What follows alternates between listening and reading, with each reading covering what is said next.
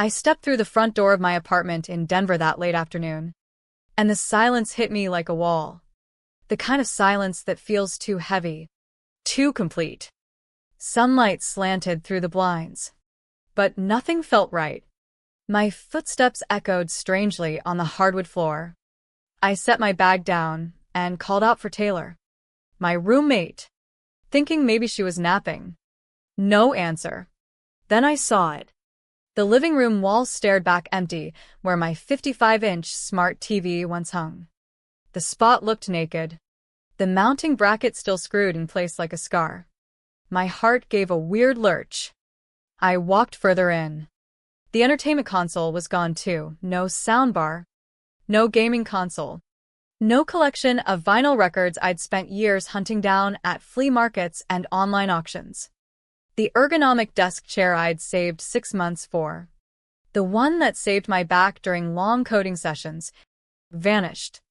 Even the abstract painting above the couch, the one I commissioned from a local artist after my first big promotion, was missing. My breath caught. I pushed open the bedroom door. Half the room looked stripped bare. My laptop docking station? Gone.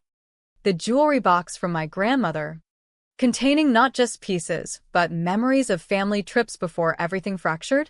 Missing. The external hard drive with every photo from my college years in Boulder. All my backed-up work files from the software engineering projects that paid my rent, nowhere. Cardboard boxes sat stacked in the corner, each with a yellow post-it note scrawled in familiar handwriting, registry donation, wedding setup. At first my mind refused to connect the dots. A rental company confirmation pinged on my phone moments later. Delivery of pre-owned furnishings confirmed to the Mountain View estate venue for Ryan and Sophia's wedding. My stomach dropped like an elevator with cut cables. I sank onto the edge of my stripped bed, the frame creaking under me, and dialed my mom. Linda picked up on the second ring, her voice bright and unsuspecting. Emma, honey, did you get a chance to see the surprise yet? Surprise. The word landed wrong. I asked what she meant. That's when the pieces slammed together. She and Dad had helped Ryan borrow my things to elevate his wedding without telling me. Not a loan. Not a discussion. Just taken. Packed. Delivered. The betrayal burned slow at first. Like a distant fire you don't realize will consume everything. Have you ever felt the ground shift under everything you thought was solid? That's what it was. Growing up in our quiet suburban home outside Denver, Ryan was always the sun around which the family orbited. He was the one with the big personality, the effortless charm that made teachers overlook missed assignments and coaches forgive tardiness. If we both tracked mud into the house after playing in the backyard, I was the one sent to scrub while Ryan got extra dessert because he didn't mean to. When he crashed his bike into the neighbor's fence at 12, somehow I ended up apologizing and helping repair it because you're the responsible one. Emma. Mom's refrain never changed. Ryan's just figuring things out. Be patient with your brother. By high school, the pattern calcified. Ryan partied through weekends while I studied late into the night for scholarships. I worked weekends at the local coffee shop to afford my first used car after graduation. Ryan got a new sedan when he turned 18 because he needed motivation. College was more of the same.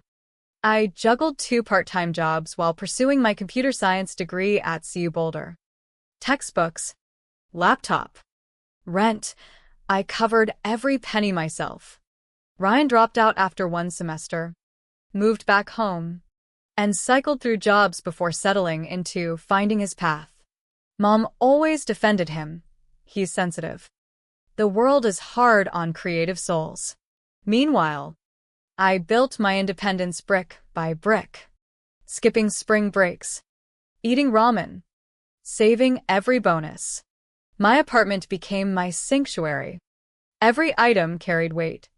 The smart TV came after my first year-end bonus at the tech firm downtown. The custom bookshelves I assembled myself held novels I'd read during lonely nights when family felt distant. The jewelry box reminded me of summers at the lake house before Dad's favoritism became impossible to ignore. I never asked for handouts. That made the violation cut deeper. When I pressed Mom on the phone, her tone shifted from cheerful to defensive. It was mostly furniture and electronics. Emma. Nothing irreplaceable. We'll help replace what we can later. Ryan and Sophia deserve a beautiful start. It's their wedding. As if my sacrifices were disposable storage. As if my years of quiet endurance meant I could be raided whenever the golden child needed a boost. Dad texted later that evening. We figured you'd understand, since your schedule's lighter this year. Ryan needs this more right now. The words sat heavy in my chest. Lighter schedule? I had just closed a major project that exhausted me for months. But in their eyes, my stability made me the eternal giver. Ryan the eternal receiver. I sat in the half-empty room long after hanging up, tracing the dust outlines where my possessions once stood. The absence wasn't just objects, it was the proof of my hard work erased to prop up someone else's dream. Something inside me, long dormant, began to stir. Not rage yet, but a cold clarity. This wasn't accidental. This was chosen. Taylor found me still sitting there hours later, staring at the wall. She listened as I recounted the call, her eyes widening with disbelief. Emma, this wasn't some casual grab. They planned it. I didn't want to accept it at first. Denial felt safer. But the puzzle demanded assembly. We pulled up my email. No delivery notices from the rental company. No prior warnings. Taylor suggested contacting them directly. The customer service rep was professional, but stunned when I explained. They emailed over the order documentation within minutes. Every item listed matched mine exactly. Model numbers. Descriptions. Even the custom engravings on a few pieces. The signature line chilled me most. It wasn't Ryan's name. It was my father's, Mark Harper, approving the donation on behalf of his daughter. Mom had handled the verification call. Ryan and Sophia were listed as the event beneficiaries. The company had been told I generously offered my belongings to support the couple's special day. Forgery. My parents, who drilled honesty into us as children, had faked my consent. The realization landed like ice water. Taylor and I sat in stunned silence as the email attachments loaded. Proof in black and white. They hadn't just taken, they had lied to strangers using my identity. Ryan texted later that night after learning I'd gone quiet on our parents. Emma, don't make this bigger than it is. It's stuff. Weddings happen once. We can replace everything later. Relax. The casual dismissal ignited the slow burn into something sharper. It wasn't just the monetary loss, though the total easily exceeded several $1,000s. It was the laptop holding irreplaceable client files. The hard drive with family photos from before favoritism poisoned everything. The personal notes I'd kept since college. Then Uncle Greg called. My dad's older brother. Always the steady one who avoided family drama. His voice was low and measured. Kiddo, this isn't the first time they've let Ryan cross boundaries with you. They count on you not making waves. That statement cracked something open. It explained the lifetime pattern, the unspoken expectation that I would absorb, forgive, and stay silent so Ryan could shine. Sleep evaded me that night. Every drawer I opened revealed another void, the $900 mirrorless camera I'd bought for hobby photography after a tough breakup. The tablet loaded with design apps for side projects. Each absence reinforced how casually my life had been repurposed. The next day, I acted on instinct. I drove to the hardware store, bought new locks and deadbolts, and spent the afternoon changing everyone in the apartment. Then I went to the local precinct. The officer took my report seriously, documented the theft, noted the forgery evidence, advised on next steps for small claims if needed. It wasn't about recovering everything immediately. It was about making it official. About declaring this wasn't family business. It was a crime. I blocked their numbers afterward. Ryan, Sophia, Mom, Dad, all of them. No grand confrontation. No screaming match. Just quiet severance. The wedding invitation I'd received weeks earlier went into the trash. When cousins started texting asking why I wasn't attending, I left their messages unread. Mom's voicemail came within hours. Voice trembling. Emma, please. We're family. This isn't how we solve things. You're hurting all of us. Another message followed. More tearful. What am I supposed to tell everyone at the rehearsal dinner? I listened once, then deleted them. Her earlier words echoed louder. We'll replace it later. My silence became the mirror they couldn't face. The wedding day arrived under clear Colorado skies. I spent it with Taylor, curled on her couch watching old sitcoms, eating comfort food, deliberately ignoring the flood of group chat notifications. Photos trickled onto social media later. Ryan in his tailored gray suit, Sophia in her designer gown, lavish floral installations, crystal chandeliers, champagne fountains. Mom beamed beside them, her smile wide as if the world remained intact. Taylor showed me one particularly polished shot. This what they traded you for? I studied it briefly before looking away. Strangely, jealousy didn't surface. What I felt instead was emerging space, a room inside myself finally cleared of their expectations. The initial quiet after blocking them brought unexpected calm. No more guilt-laden texts. No more subtle digs about supporting family. But families like mine don't surrender control easily. The counterattack began subtly through extended relatives. Aunt Carla from Phoenix called first. Your mom mentioned you're going through some personal issues and couldn't celebrate Ryan's big day. Is everything okay? Sweetie. The phrasing twisted reality into my supposed emotional instability. Soon passive-aggressive messages arrived from distant cousins. Blood is thicker than temporary grudges, and weddings bring everyone together. Don't let pride steal that. Church acquaintances whispered that I was struggling with resentment, or not in the right headspace for joy. Someone even suggested to Taylor that I opposed marriage itself. The narrative painted me as the bitter outsider rather than the victim of calculated theft. They couldn't admit the forgery or the raid, so they rewrote me as the problem. Taylor grew furious on my behalf. She'd witnessed my tears, the late nights rebuilding what was lost, the painstaking recreation of digital files. Enough, she said one evening. We document everything. Every text, every receipt, every invoice from the rental company confirming the forged authorization. We compiled a meticulous digital folder, screenshots of conversations, the rental order with Dad's signature, emails proving no consent, voice recordings of Mom's deflections.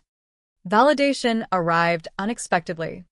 A coworker of Mom's from her part-time job at the community center messaged privately, I heard what happened. Most people see through the story they're spinning. You didn't deserve any of this. An old professor from Boulder emailed, walking away from toxicity is strength, not failure. These small affirmations strengthened my resolve. Posting publicly felt too raw, too exposing. Taylor advised patience. Truth works best when aimed precisely, not scattered. I waited for the right opening. It arrived 3 days before the wedding when the smears reached fever pitch. Ryan and Sophia gave an interview to a local wedding blog painting their day as a triumph of family unity. Mom told a cousin I skipped the event because I didn't value commitment. That lie was the breaking point. I composed a single, factual email. No accusations. No emotion, just evidence. Attached was the organized folder titled Unauthorized Use of Personal Property.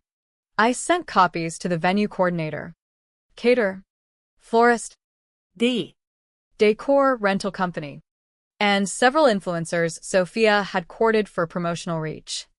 The body read, "These items were taken without my consent to furnish the event." Attached is documentation showing forgery of authorization. Please consider this information when assessing your involvement. Taylor sat beside me as I hit send. She exhaled slowly. That should create some ripples. The response unfolded like a chain reaction in slow motion. The DJ emailed back declining participation, citing ethical concerns over celebrations built on disputed property. The caterer contacted Sophia directly, expressing legal worries about potential liability and refund clauses. The venue manager followed up neutrally but firmly, noting they were reviewing partnerships while honoring existing contracts. Sophia posted a cryptic Instagram story about jealousy masquerading as justice, her frustration barely veiled. Vendors began withdrawing subtly, downgraded floral arrangements, delayed deliveries, polite distancing. Family chat groups fractured into factions. Panic spread as the curated perfection frayed at the edges. Mom emailed that night, attempting reconciliation mixed with urgency. "We all make mistakes. But please don't derail your brother's special day. Think of the family." I didn't reply. Their choices had already upended my world without consultation. Reciprocity was an ode. The wedding proceeded, but diminished. No live DJ. Guests heard music from a portable speaker that glitched during Sophia's entrance procession. The grand floral arch was scaled back to simple bouquets. No celebrity influencers appeared. A local gossip blog picked up the story. Alleged family theft drama overshadows Denver wedding. Shares multiplied faster than their engagement announcements. Some relatives who had judged me went quiet. A few even reached out with tentative apologies after seeing snippets of evidence. I didn't gloat. The satisfaction was quieter, a sense of restored agency. Yet the fallout continued. Sophia and Ryan argued intensely within days of returning from their honeymoon. She posted vaguely about feeling betrayed by hidden details in their union's foundation. Word spread quickly. She had been unaware of the forged signatures and the extent of the deception. Discovering the truth fractured their early marital bliss. The event she fought for carried the stain of fraud. Mom faced the sharpest social consequences. Her bridge club grew cold. Church friends distanced themselves.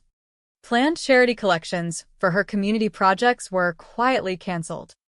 She sent flowers and a handwritten note expressing regret, claiming she never intended for it to escalate and hoping family could heal. The note mentioned how family always circles back, but some breaks leave permanent scars. I kept the letter unanswered. What she mourned seemed more the compliant daughter than me as a person. Through occasional cousin updates, I learned Ryan moved back home temporarily to cut costs while Sophia took space. Vendors were reportedly consulting lawyers about the misrepresented arrangements. Uncle Greg confirmed police had followed up with questions. I stayed removed, having already stated my truth through evidence rather than confrontation. Months later, I signed a lease on a new apartment across town, smaller but entirely mine. Fresh locks. New furniture purchased deliberately. Walls painted in calm tones I chose alone. Walking through the space each evening brings a profound satisfaction. Every lamp, every book, every framed print represents choices untainted by expectation. No one else holds a key. No one assumes access to what I've earned. Looking back, the core wound wasn't the missing objects, though replacing them cost time and money. It was the casual dismissal of my autonomy, the lifelong conditioning that my role was support, not equal. Their actions exposed a truth they couldn't retract. Ryan's happiness justified any cost to me. I didn't destroy their wedding outright, but I forced accountability into the light. The perfect image cracked, revealing fractures that predated my response. In standing up, not with volume but precision, I reclaimed the narrative they tried to control. Sometimes I wonder about forgiveness. Family ties run deep in American culture, where holidays and milestones are meant to heal rifts. Yet what happens when loyalty demands self-erasure? When love becomes extraction? I chose distance not from hatred, but self-preservation. The silence I once maintained now protects me. Taylor, and I still share laughs over late-night takeout. My work thrives without the background noise of guilt. The hard drive photos I lost are slowly being rebuilt from scattered cloud backups and printed memories.